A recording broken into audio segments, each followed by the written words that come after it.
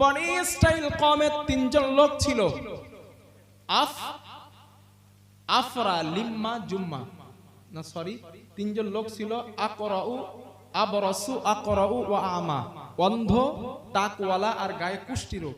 আওয়াজে নবীর প্রতি ভালোবাসা নিয়ে আর একটা বার সকলে একটু পড়েন, আল্লাহুম্মা সাল্লি আলা সাইয়্যিদিনা মাওলানা মুহাম্মদ ওয়া আলা আলি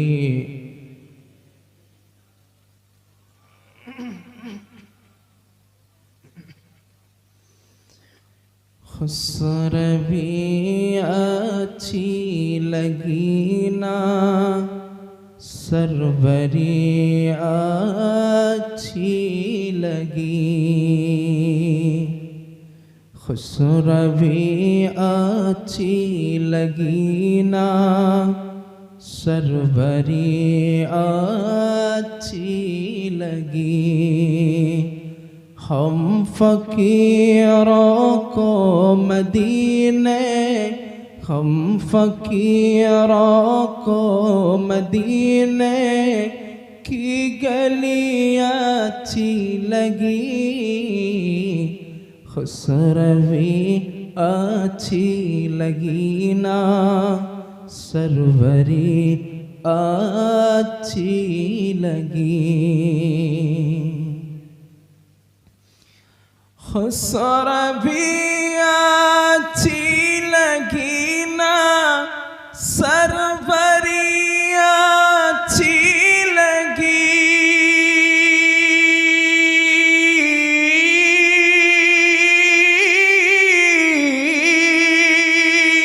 खुसर भी अच्छी लगी ना, सरवरी अच्छी लगी। हम फकीरों को मदीने, हम फकीरों को मदीने की गलियां अच्छी लगी,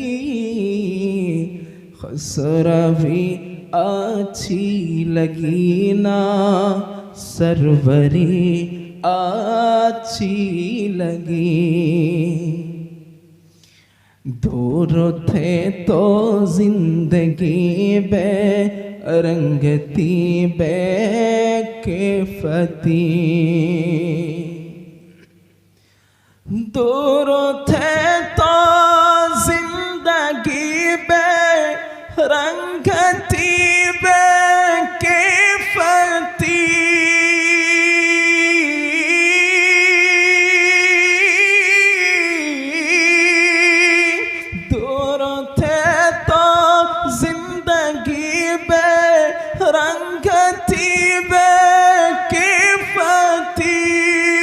उनके कोचे मैं गए तो, उनके कोचे मैं गए तो जिंदगी अच्छी लगी, खुसरवी अच्छी लगी ना, सरवरी अच्छी लगी। हम फकीरों को मदीने की गलियां अच्छी लगी, खुसरवी अच्छी लगी ना, सरवरी अच्छी लगी।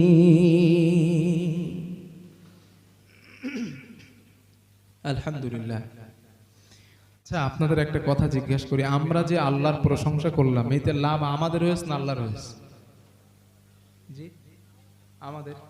কারণ নামাজ পড়ি, রোজা রাখি, হজ করি, যাকাত দেই, ভালো কথা বলি, সদকা করি, সব লাভ কিন্তু আমাদেরই হয়। কেন লাভ হয়? আল্লাহ তাআলা কোরআনে বলেছেন 21 নম্বর পারা সূরা লুকমান, আল্লাহ রাব্বুল আলামিন বলেন,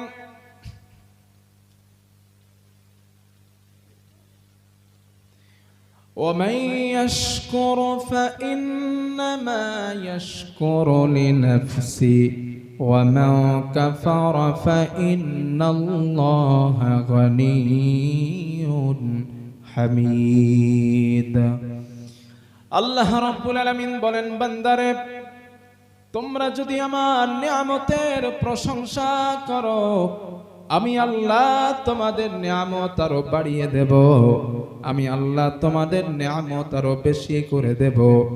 তোমরা যদি আমার নিয়ামতের শুকরিয়া আদায় না করো, আমি আল্লাহ এমন পাওয়ারফুল আল্লাহ, ইন্নাল্লাহা গানিয়ুন হামিদ, আমি আল্লাহ নিজেই নিজের থেকেই প্রশংসিত।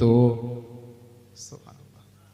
তোমরা আমার প্রশংসা করলে কি আর না করলে কি, আমি আল্লাহর কিছু আসে যায় না।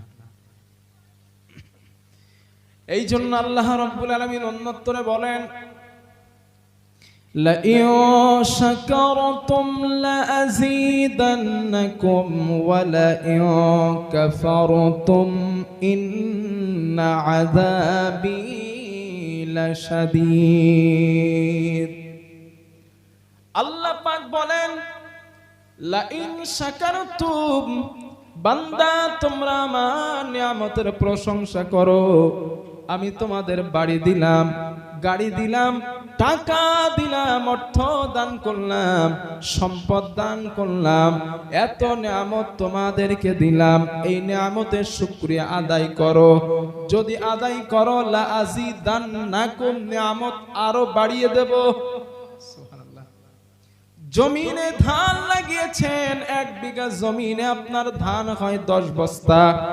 আল্লাহর প্রশংসা করলেন, আল্লাহ তুমি আমাকে 10 বস্তা ধান দান করেছো, আমি তোমার শুকরিয়া আদায় করলাম। আল্লাহ বলেন, লা আযীদান্নাকুম, বান্দা আমি তোমার নিয়ামত আরো বাড়িয়ে দেব, মানে আগামীতে ধান আরো 2 বস্তা বেশি দেব। আল্লাহ বলেন, লা আযীদান্নাকুম। আপনার পুকুরে, জমিনের মধ্যে, জলকারের মধ্যে, ফিশারির মধ্যে আপনি মাছ চাষ করেছেন, সুন্দর টাকা লাভ হয়েছে আপনার, আপনি বলেন আলহামদুলিল্লাহ, আল্লাহ তুমি আমার ব্যবসায় লাভ দিয়েছো। আল্লাহ বলেন, লা আযীদান্নাকুম, বান্দা আমার প্রশংসা করার কারণে আমি আগামীতে তোমার লাভ আরো বাড়িয়ে দেব। কিন্তু গোলাম শোনো, ওয়ালাইন কাফারতুম, বান্দা যদি আমি আল্লাহর প্রশংসা তুমি না করো, আমি তোমাকে যে নিয়ামত দিলাম ওই নিয়ামতের শুকরিয়া বান্দা যদি তুমি আদায় না করো, আল্লাহ পাক বলেন, ইন্না আযাবি লাশাদীদ, আমি আল্লাহ তোমাকে কঠিন জাহান্নামে প্রবেশ করাবো। আয়াতের গভীরতা বোঝেন। প্রশংসা করেছো একদিকে, আমি নিয়ামত বাড়িয়েছি। 2 নাম্বার, প্রশংসা করনি, আমার খেলাফ করেছো, ইন্না আযাবি লাশাদীদ, আমার আযাব, যন্ত্রণা, শাস্তির জন্য অপেক্ষা করো। কেন আল্লাহ এই কথা কেন বললেন? একটা দৃষ্টান্ত দেই। এখানে যারা আছেন, ধরে নেন আপনার কোনো বন্ধু আপনাকে একটা সোনার হার উপহার দিয়েছে, আর আপনাকে বলেছে এই হারটাকে নিয়ে তুমি গলায় দিয়ে ঘুরবা আর আমার নাম করো, আমার প্রশংসা করো। এখন আপনি কি করেছেন? হারটাকে নিয়ে বন্ধুর প্রশংসা না করে নিজের প্রশংসা করলেন। এখন বলেন, বন্ধু যদি শোনে, হার কি রাখবে আপনার কাছে? নিশ্চয়ই না, কারণ আপনি তো নিজের বড়াত্ব প্রকাশ করছেন। একটু ভাবেন, কেন হি মার্জিন, একটু চিন্তা করেন। আপনি একটা সিম্পল সোনার হার আপনার বন্ধু দিয়েছে, তার নাম না করার কারণে বন্ধু যদি হারটা নিয়ে নেয়, ওই মহান সত্তা আপনাকে বানিয়েছেন, বিনিময় নেননি। ওই সত্তা আপনাকে অক্সিজেন দান করেছেন, বিনিময় নেননি। সূর্যের আলো দিচ্ছেন, বিনিময় নেননি। আপনাকে খেতে দেন, পড়তে দেন, মাখতে দেন, জমিনে বসবাসের উপযোগী করেছেন, কখনো বিনিময় চাননি। শুধু একটাই বলেছেন, লা আযীদান্নাকুম, আমার প্রশংসা করো, আমার শুকরিয়া আদায় করো। লা ইন শাকারতুম, আমি আল্লাহর প্রশংসা করো, আমি এতটুকু তোমার কাছে চাই। এরপরেও যদি আপনি আল্লাহর প্রশংসা না করেন, আল্লাহ জাহান্নামে কেন দেবে না? ঠিক তো সাজি, কেন দেবে না?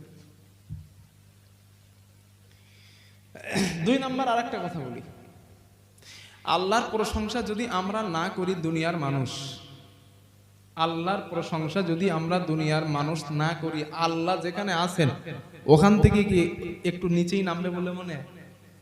আল্লাহর মর্যাদা কমবে? বা যেখানে আছে আমরা প্রশংসা যদি করি, একটু মর্যাদা বাড়বে না? কেন বাড়বে না? একটা যুক্তি নেন, একটা দলিল নেন, কেন বাড়বে না? দেখেন, আল্লাহ রাব্বুল আলামিন বলেন, ইউসাব্বিহু লিল্লাহি মা ফিস সামাওয়াতি ওয়া মা ফিল আরদ। আল্লাহ রাব্বুল আলামিন বলে, বান্দারে, আসমান জমিনে, নবমণ্ডল ভূমণ্ডলের মধ্যে এমন কোন প্রাণী নাই, এমন কোন বস্তু নাই যারা আমি আল্লাহর প্রশংসা করে না, আমি আল্লাহর তাসবিহ করে না। গাছের পাখির আওয়াজ কুহু কুহু শুনতে পাও, সমুদ্রের ঢেউয়ের যে কুলু কুলু আওয়াজগুলো তোমরা শোনো, গাছের পাতার মড়মড়ে আওয়াজগুলো তোমরা শুনতে পাও, আল্লাহ পাক বলে, না বান্দা না, ওইগুলার ভিতর থেকেও আমি আল্লাহর প্রশংসা হয়। ওয়ালাকিন লা তাফকাহুনা তাসবিহাহুম, তোমরা তাদের তাসবিহটা বোঝো না, তোমরা তাদের প্রশংসা বোঝো না, কিন্তু তারা আমি আল্লাহর প্রশংসা প্রতিটা মুহূর্তে করে যায়। আল্লাহ বলে, গোলাম, আমি আল্লাহর প্রশংসা শুধু এরা করে না, বৈশাখ মাসে, জ্যৈষ্ঠ মাসে পশ্চিম আকাশে প্রচন্ড কালো মেঘ জমা হয়ে যায়। আল্লাহ বলে, গোলাম, ওই কালো মেঘের ভিতর থেকে যেই আওয়াজ তোমরা শুনতে পাও, যেই গর্জনার তর্জনের আওয়াজ তোমরা শুনতে পাও, আল্লাহ পাক বলেন, ইউসাব্বিহুর রা'দু বিহামদিহি ওয়াল মালাইকাতু মিন খিফাতি, ওই গর্জনার তর্জনের ভিতর থেকেও আমি আল্লাহ পাকের প্রশংসা হয়। জোরে জোরে বলেন সুবহানাল্লাহ, নারায়ে তাকবীর। আমি রবের প্রশংসা হয়, তোমরা বোঝো না সেটা। আকাশ ডাকলে তো তোমরা ভয় পাও, বাড়িতে দৌড়াও। আল্লাহ বলে, না গোলাম, ওরা আমার প্রশংসা করে। একটু আওয়াজ কম দেন তো বক্সে, একটু কম দেন। আগে যা ছিল ঠিক ছিল না, আমার একটু বুলেটের ইঞ্জিন তো গরম হতে দেরি হয় আর কি। না, আপনার সাউন্ড খুব ভালো আছে, আলহামদুলিল্লাহ। এনারা দাওয়াত দিয়েন, আপনারা ভালো সাউন্ড আছে। মানে 2 ঘন্টা একটানা কথা বলা তো, যদি কি বলে মাইক সেট ভালো না হয় কথা বলা যায় না। আর মাইক সেট ভালো হলে কোনো প্রবলেমই থাকে না। তো যে কথা বলছিলাম, তাহলে আকাশ ডাকলে আমরা ভয় করি না, ঘরের মধ্যে দৌড়াই, কানে আঙুল দেই, আল্লাহ আল্লাহ কি হবে, মরে গেছে, শেষ, আজকের শেষ আমি। কিন্তু আল্লাহ বলে, না, ইউসাব্বিহুর রা'দু বিহামদি, ওরাও আমার প্রশংসা করে। ওই আওয়াজ যেটা হয়, ওই আওয়াজের মধ্যেও আমি আল্লাহর প্রশংসা হয়। তাহলে পৃথিবীতে যা আছে এরা সব কার প্রশংসা করে? আল্লাহর। এটা কোরআন থেকে আমরা প্রমাণ করলাম। এবার 2 নাম্বার একটা শোনেন, আসমানে যারা আছে ফেরেশতা মণ্ডলী, ওরা কি আল্লাহর প্রশংসা করে? তার একটা দলিল দেন, সূরা বাকারা 2 নাম্বার সূরা। আল্লাহ রাব্বুল আলামিন বলেন, ওয়া ইয ক্বালা রাব্বুকা লিল মালাইকাতি ইন্নী জাইলুন ফিল আরদি খলিফা ক্বালু আতাজআলু ফিহা মান ইউফসিদু ফিহা ওয়া ইয়াসফিকুদ দিমা ওয়া নাহনু নুসাব্বিহু বিহামদিকা ওয়া নুকদ্দিসু লাক ক্বালা ইন্নী আ'লামু মা লা তা'লামুন। জোরে বলেন আল্লাহু আকবার। আল্লাহ রাব্বুল আলামিন বলে, মানুষ স্মরণ করো সেই সময়ের কথা যখন আমি তোমার রব, আমি তোমার আল্লাহ, আমি তোমার মালিক, তোমাদের বানানোর জন্য আমার ফেরেশতাদেরকে বলেছিলাম, ও আমার ফেরেশতারা, আমি দুনিয়ায় খলিফা নির্বাচন করতে চাই, আমি মানুষ বানাতে চাই। ফেরেশতারা জবাব দিয়েছিলেন, রব্বুল আলামিন, মানুষ আপনি বানাবেন না, ওরা পৃথিবীতে রক্তপাত করবে, করবে, ফাসাদ সৃষ্টি করবে। আল্লাহ আমরাই তো আছি, আমরা আপনার প্রশংসা করব, আমরা আছি, আমরা আপনার তাসবিহ করব। ওয়া নাহনু নুসাব্বিহু বিহামদিক, আমরা আপনার প্রশংসা করব। আল্লাহ জবাব দিয়েছিলেন, ক্বালা ইন্নী আ'লামু মা লা তা'লামুন। ও আমার ফেরেশতারা, মানুষ বানাবার ব্যাপারে আমি আল্লাহ যতটা জানি তোমরা ততটা জানো না। জোরে জোরে বলেন সুবহানাল্লাহ। এই আয়াত থেকে প্রমাণিত হয় ফেরেশতারা প্রশংসা করে কার? আল্লাহ। ওয়া নাহনু নুসাব্বিহু বিহামদিক, আমরা আছি, আমরা আপনার প্রশংসা করব। এখন একটা প্রশ্ন করি আপনাদের কাছে, আল্লাহর ফেরেশতার সংখ্যা কতটা? অগণিত, গোনার কোনো শেষ নাই। তবে একটা এক্সাম্পল হাদিসে আছে, কতটা একটা গোনা তো সম্ভব না, তবে একটা এক্সাম্পল আছে। এর আগে আর একটা আয়াত শোনেন, সূরা বানী ইসরাঈল 15 নম্বর পারার প্রথম সূরা। আল্লাহ রাব্বুল আলামিন বলেন, সুবহানাল্লাযী আসরা বিআবদিহি লাইলাম মিনাল মাসজিদিল হারাম ইলাল মাসজিদিল আকসা মাসজিদিল আকসা আল্লাযী বারাকনা হাওলাহু লিনুরিয়াহু মিন আয়াতিনা ইন্নাহু হুয়াস সামিউল বাসীর। জোরে বলেন আল্লাহু আকবার। আল্লাহ পাক বলে, বান্দা শোনো, সুবহানাল্লাযী আসরা, অতীত বরকতপূর্ণ সত্তা সেই মহান আল্লাহ, যিনি তার বান্দা তথা নবী মুহাম্মদ সাল্লাল্লাহু আলাইহি ওয়াসাল্লামকে আসর করিয়েছিলেন, ভ্রমণ করিয়েছিলেন দুনিয়ার মসজিদুল আকসা থেকে প্রথম আসমান, দ্বিতীয়, তৃতীয়, চতুর্থ, পঞ্চম, সপ্তম আসমানে। আল্লাহর নবী বলেন, আমি সপ্তম আসমানে যখন চলে গেলাম, যাওয়ার পর আমি একটা ঘর দেখতে পেলাম। আমি জিবরাইলকে জিজ্ঞাসা করলাম, ইয়া আখি জিবরিল, এই যে ঘরটা আমি রাসূলুল্লাহ দেখতে পাই, ওই ঘরটার নাম কি তুমি আমাকে বলো? হযরতে জিবরাইল বলেন, ইয়া রাসূলুল্লাহ, এই ঘরটার নাম হলো বাইতুল মামুর। হাদিসে আসছে কাবা সোজাসুজি, কাবা যে আছে মক্কায়, এই কাবার সোজাসুজি, একদম সোজাসুজি বাইতুল মামুর অবস্থিত, 7 তবক আসমানে। নবী বলেন, আমি দেখলাম ওই বাইতুল মামুরের চতুর্দিকে ফেরেশতারা তওয়াফ করতেছে। আমি জিবরাইলকে বললাম, ভাই জিবরিল, এই যারা তওয়াফ করতেছে এদের সংখ্যা কত? তো জিবরাইল বলেন, হুজুর, আজকের যারা তওয়াফ করছে, এই যে আপনি যাদের দেখছেন, এদের সংখ্যা 70,000। নবী বলেন, আমি জিবরাইলকে এই হাদিসটা, এই অধ্যায় মিয়ারাজের অধ্যায় আছে, এই সুবহানাল্লাযী আসরা, এই আয়াতের তাফসীরে আছে হাদিসটা। তো জিবরাইল, রাসূল জিবরাইলকে আবার জিজ্ঞেস করলেন, জিবরিল, আমাকে আরেকটা কথা বলো ভাই, এই যে 70,000 বা আজকের যারা তওয়াফ করছে, এই 70,000 ফেরেশতা আবার কবে তওয়াফ করবে বাইতুল মামুর? যে জবাব জিবরাইল দিলেন, আশ্চর্য হয়ে যাবেন। জিবরাইল বলেন, ইয়া রাসূলুল্লাহ, বিইজ্জাতিকা ওয়া জালালি, আমি আল্লাহর ইজ্জতের কসম করে বলছি, আল্লাহর বড়ত্বের কসম করে বলছি, আজকের যারা বাইতুল মামুর তওয়াফ করছে, কিয়ামতের আগে এই দলটা, এই টিমটা আর দ্বিতীয়বার তওয়াফ করার সুযোগ পাবে না। চিন্তা করেন আপনি, আজকের যারা তওয়াফ করছে কিয়ামতের আগে, এই টিমটা, এই 70,000 আর দ্বিতীয়বার তওয়াফ করার সুযোগ পাবে না। আল্লাহর ফেরেশতা কতটা? এতটা ফেরেশতা প্রশংসা করে কার? জোরে বলেন আল্লাহর। এবার আপনারা বলেন, আমরা আল্লাহর প্রশংসা করলে আল্লাহর কিছু যায় আসে না। এই জন্য আল্লাহ বলেন, তোমরা আমার প্রশংসা করো, তোমাদেরই লাভ হবে। একটা বুখারী শরীফের হাদিস শোনাই, এইটা বলে আমি আমার আলোচনা, এটা কিন্তু আমার মূল আলোচনা না, লেকিন আমি ওই প্রশংসা করলাম, এর প্রপেক্ষিতে কথাগুলো বলছি। একটা বুখারীর একটা হাদিস শোনেন। আল্লাহর নবী বলেন, ক্বালা রাসূলুল্লাহ সাল্লাল্লাহু আলাইহি ওয়াসাল্লাম, আল্লাহর নবী বলেন, বনি ইসরাইল কওমের 3 জন লোক ছিল, আফরা, লিম্মা, জুম্মা, না সরি, 3 জন লোক ছিল, আকরাউ, আবরাসু, আকরাউ ওয়া আমা, অন্ধ, টাকওয়ালা আর গায়ে কুষ্টি রোগ, যে কুষ্টি রোগ হয় না, এই রোগ। 3 জন ব্যক্তি ছিল। ফাআরাদাল্লাহু আইয়াবতালিয়াহুম, আল্লাহ তাদেরকে পরীক্ষা করার ইচ্ছা করলেন। ফাবাআসা ইলাইহিম মালাক, আল্লাহ ওদের কাছে ফেরেশতা পাঠালেন। হাদিসে আসছে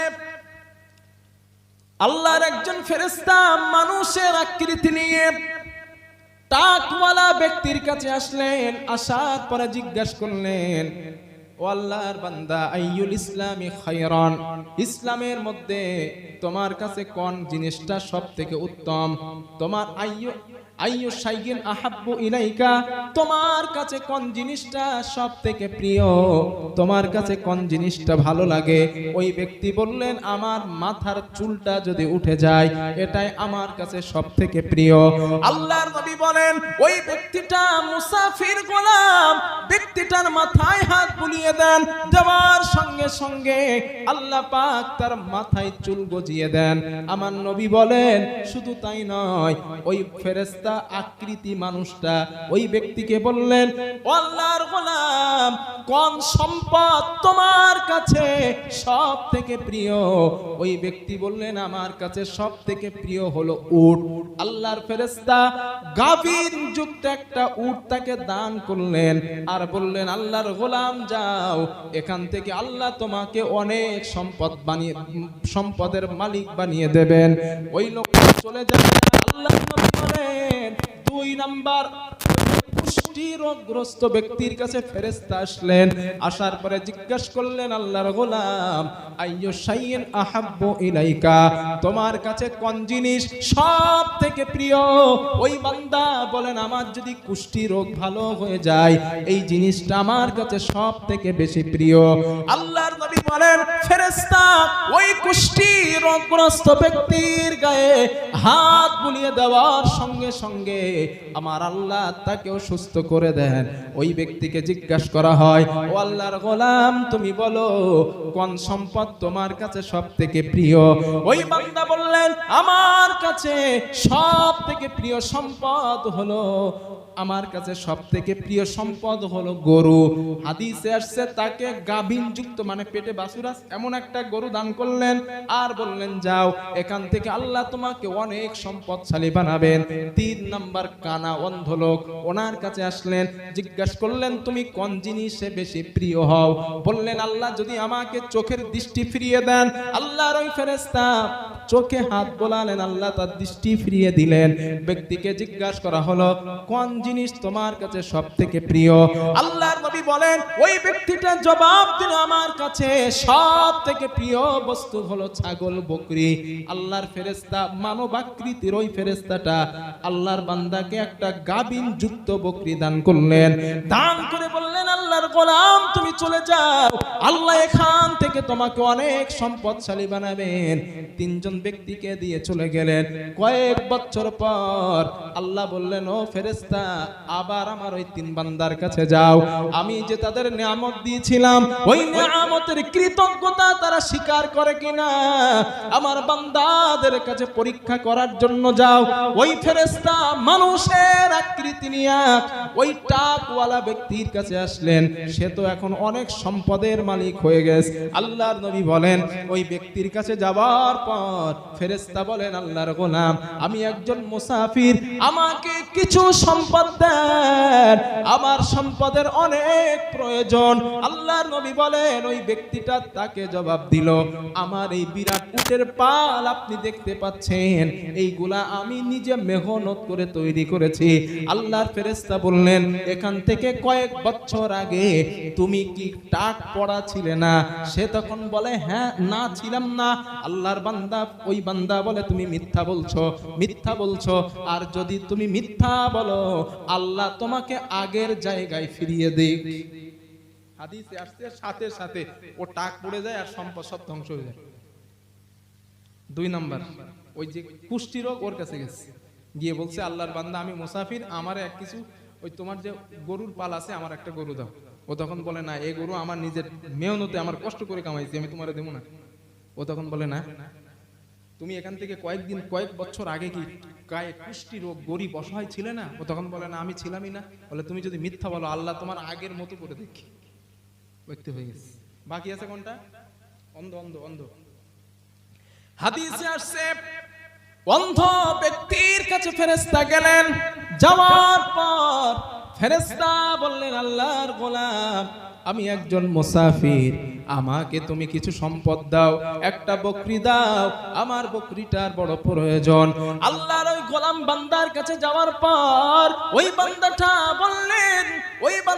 বললেন ও আল্লাহর গোলাম, ওই যে আমার বকরির পাল দেখা যায়, আপনার যতটা ইচ্ছা আপনি ওখান থেকে নিয়ে যান, কারণ আল্লাহ এই সম্পদ আমাকে দান করেছেন। আমি কয়েক বছর আগে বড় অসহায় ছিলাম, চোখে দেখতে পেতাম না, আল্লাহ আমার চোখের দৃষ্টি ফিরিয়ে দিয়েছেন আর এই সম্পদের মালিক বানিয়েছেন। তোমার যত সম্পদের প্রয়োজন, তোমার প্রয়োজন মতো নিয়ে যাও, আমি তোমাকে দান করে দিলাম। আল্লাহর ফেরেশতা বলে, আল্লাহর গোলাম, তুমি আল্লাহর পরীক্ষায় পাশ করেছো, কারণ আমি দুনিয়ার কোনো মানুষ না, আমি আল্লাহর ফেরেশতা হযরতে জিবরাইল। কি বললেন হাদিস থেকে? দুইজন আল্লাহর নিয়ামত পাওয়ার পর প্রশংসা শুকরিয়া আদায় করে নাই, না শুকরি করেছে, আল্লাহ ধ্বংস করেছেন। আর যে শুকরিয়া আদায় করেছে, আল্লাহ তার নিয়ামত বাড়িয়েছে।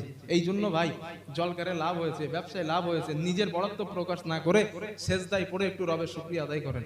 লা আযীদান্নাকুম, আল্লাহ নিয়ামত আরো বাড়িয়ে দেবেন, আরো বাড়াবেন। বিরাট তুফান উঠেছে, ঝড়, বিরাট ঝড় উঠেছে। এখন খোলার চাল, চাষার খোলার চাল তো উড়ে গেছে, উড়িনি ঝড়ে। চাষা খোলার চাল ধরে বলে, আল্লাহ দয়া করে, আমি গরিব মানুষ, আমার চালটারে তুমি বাঁচাও। এখন চাষার আল্লাহ বিল্লাহ করার কারণে আল্লাহ তার চালটা বাঁচিয়েছে। এখন পাশের একতলা বাড়ি ও তো ভেঙে গেছে ঝড়ে। এখন চাষা বিকেলবেলা চায়ের দোকানে গেছে, লোকজন জিজ্ঞাসা করে, চাষা সবার ঘর ভাঙলো, তোমার ঘর ভাঙলো না, খোলার চাল কারণ কি? চাষা তখন বলে, আপনারা জানেন আমার বাবা কম বুদ্ধিমান ছিল, পাকা পাকা বাঁশের রো দিয়ে গেছে, চাঙ্গা করে খুঁড়ি দিয়ে গেছে, আমার বাপের এই কায়দা করার কারণে আমার চাল ওঠে নাই। আল্লাহ বলে, দেখো বাঁচাইলাম আমি, প্রশংসা করে ওর বাপের। হাই হাই, এটা আমি একটা এক্সাম্পল দিলাম আর কি আপনাদের। এই হলো আমাদের অবস্থা। দেন তিনি, সব কিছু প্রয়োগ করেন তিনি, আর প্রশংসা করি, শুকরিয়া আদায় করি নিজের। আহা মানুষ, আল্লাহ সবুজ তো হবার তৌফিক দান করেন, বলেন আমিন। আর জোরে বলেন আল্লাহুম্মা আমিন। তাহলে আমরা আল্লাহর প্রশংসা কলিজা ভরে আরেকবার করি, আলহামদুলিল্লাহ। শোবো, খাবো, ওঠনে, চলনে, ফিরনে, জাগরণে, লিখনে, চলনে, বলনে, প্রত্যেকটা ক্ষেত্রে প্রশংসা হবে একজনের, তিনি কে? আল্লাহ। যদি করতে পারেন বিশ্বাস করেন ভাই, যদি ঘুমিয়ে যাচ্ছেন আলহামদুলিল্লাহ, উঠছেন আলহামদুলিল্লাহ, বসতেছেন আলহামদুলিল্লাহ, হাঁটছেন আলহামদুলিল্লাহ, প্রতিটা ক্ষেত্রে যদি আলহামদুলিল্লাহ বলা অভ্যাস হয়, মরণের পরে কবরে রেখে যখন চলে যাবে, নবীজি হাদিসে বলছেন, মৃত ব্যক্তিকে দাফন করে যখন চলে যাও, মৃত ব্যক্তি তোমার পায়ের, ওই আত্মীয়দের পায়ের আওয়াজ পর্যন্ত নিজে কানে শুনতে পায়। এত আগে ফেরেশতা কবরে আসে। মুনকার আর না কিরমান আর না, সরি, মুনকার আর নাকির, কিরমান কাতিবিন তো এইখানে আছে। মুনকার আর নাকির দুইজন, মুনকার নাকির শব্দের অর্থ হলো অপরিচিত, চির অপরিচিত। ওই দুইজন ফেরেশতা এসে বসায়। এখন আপনার দুনিয়ায় প্রতিটা ক্ষেত্রে আলহামদুলিল্লাহ বলা অভ্যাস ছিল, আপনি কবরেও ঘুম থেকে উঠে বলবেন আলহামদুলিল্লাহ, ফেরেশতা বুঝে ফেলবে আল্লাহর অরিজিনাল বান্দা। অভ্যাস করেন। দেখেন না, দুটো একটা বাসের কন্ট্রাক্টর সারাদিন বাসে ডাইনে যাও বাঁয়ে যাও, ডাইনে যাও বাঁয়ে যাও, ঘুমির করে স্ত্রীর বেডরুমে শুয়ে ঘুমির করে ডাইনে যাও বাঁয়ে যাও। স্ত্রী বলে, এটা তো তোমার বাস না। বলে, আমি সারাদিন বলেছি তো ডাইনে যাও বাঁয়ে যাও, ঘুমির করে হয়ে যাচ্ছে। যা কল্পনা করি ভাইয়া, ওটা কিন্তু ঘুমের মধ্যে চলে আসে কখনো। এই জন্য প্রতিটা ক্ষেত্রে রবের প্রশংসা করে। তো এই ব্যাপারে আর কথা বলছি না। এবার আমি যে সাবজেক্টের উপরে কথা বলবো ভাবছিলাম, ওই কথাটা বলি। এটা বলতাম না, লেকিন আমার মনে এসেছিল, তাই একটু বলে ফেলেছি।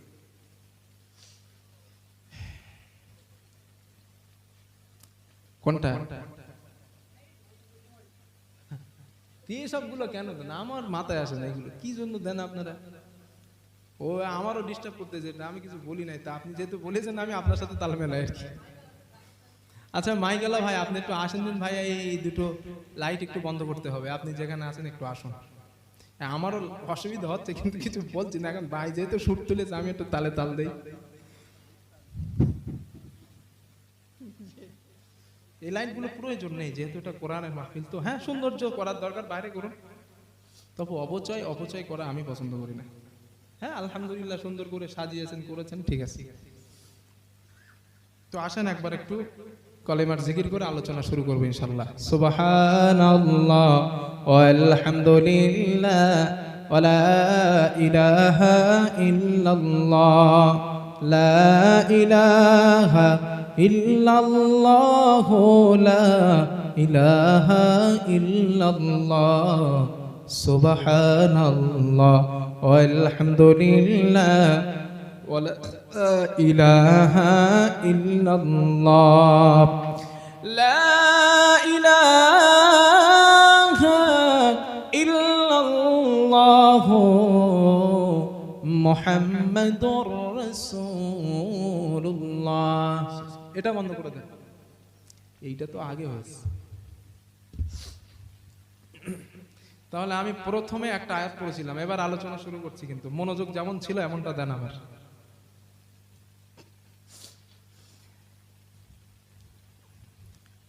আমি প্রথমে একটা আয়াত পড়েছিলাম, সে আয়াতের ব্যাখ্যার দিকে যাচ্ছি। আল্লাহ তাআলা বলেন, ইন্না হাযাল কুরআনা ইয়াহদি লিল্লাতী হিয়া আকওয়াম। নিশ্চয় এ কোরআন মানুষকে মজবুত রাস্তা দেখায়, মজবুত পথ দেখায়, সোজা পথ দেখায়, জান্নাতের রাস্তা দেখায়। কোন কিতাব? কথা বলতে হবে, আর কথা চুপচাপ থাকলে হবে না, এবার কথা বলাবো আমি।